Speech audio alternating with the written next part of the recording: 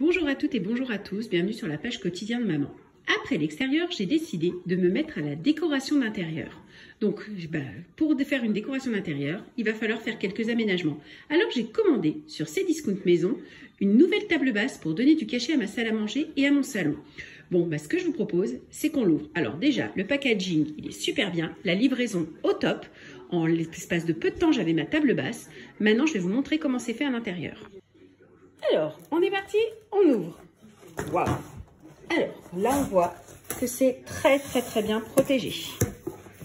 Donc, alors en effet, on voit que c'est extrêmement bien protégé. Bonne protection, avec une planche pour éviter les accrochages sur les meubles. Ça, c'est indispensable.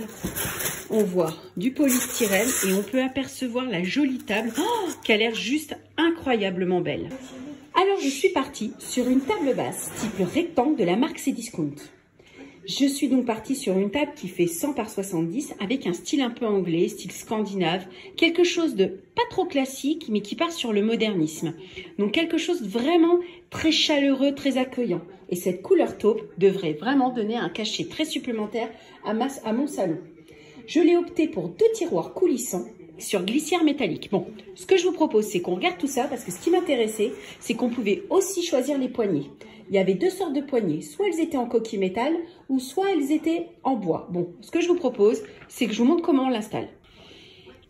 Quelle grande surprise! En fait, en réalité, si vous êtes bricoleur comme moi, c'est-à-dire pas énormément, la table est presque montée. Il suffit juste de monter les poignées et les pieds.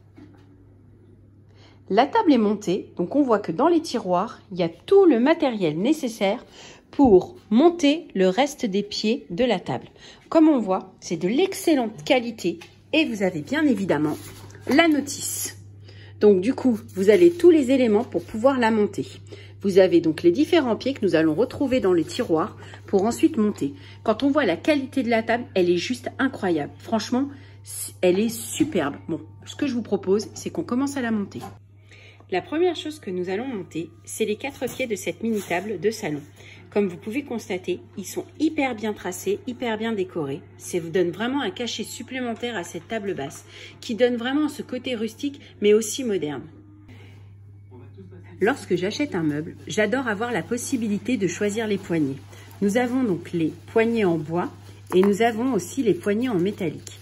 Alors, qu'est-ce que vous allez choisir à votre avis? Je vais mettre celle en bois ou celle en métal? Vous préférez lesquelles? Vous me dites en commentaire? Lorsqu'on monte un meuble, parfois ça peut devenir un véritable casse-tête, surtout lorsqu'on n'a pas l'habitude de les monter. Et je vous assure que ça peut être très compliqué et on peut même se tromper dans les pièces. Là, c'est plutôt bien simplifié. Nous avons donc d'un côté les lettres sur chaque sachet qui correspondent aux différents produits qui vont aider à monter la table. Et vous retrouvez ces lettres sur la notice. F pour la clé, E pour les vis. F pour la clé, E pour les vis. Et ça, pour chaque partie de la table. Alors, comme vous pouvez voir, il faut mettre les vis dans l'angle de la table. C'est pour ça qu'on a besoin d'enlever les tiroirs pour pouvoir mettre les vis. Avec la clé, il suffit de visser les vis pour visser les pieds. Et de 2.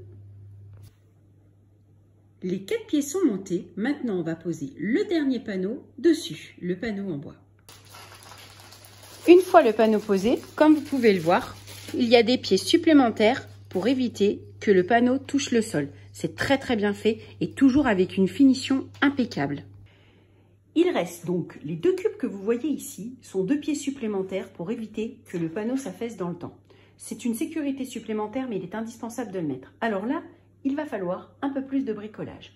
Comme vous voyez sur la notice, vous voyez, il y a un traçage avec 33, 30 et 33, 33. C'est à vous de mesurer pour pouvoir poser vos cubes.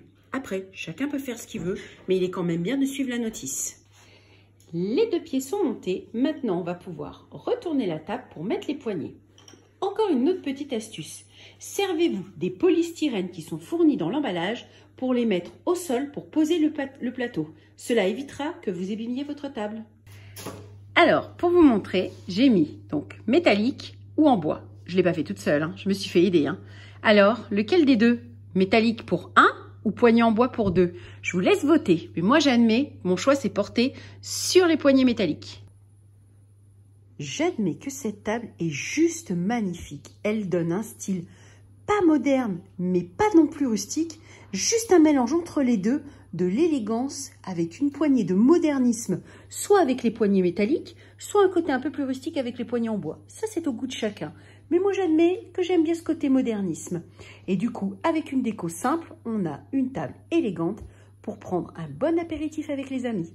Alors, si vous voulez retrouver cette petite table basse, allez sur Cdiscount et vous retrouverez tous les liens sur ma vidéo. Je vous dis à bientôt sur la page quotidien de maman.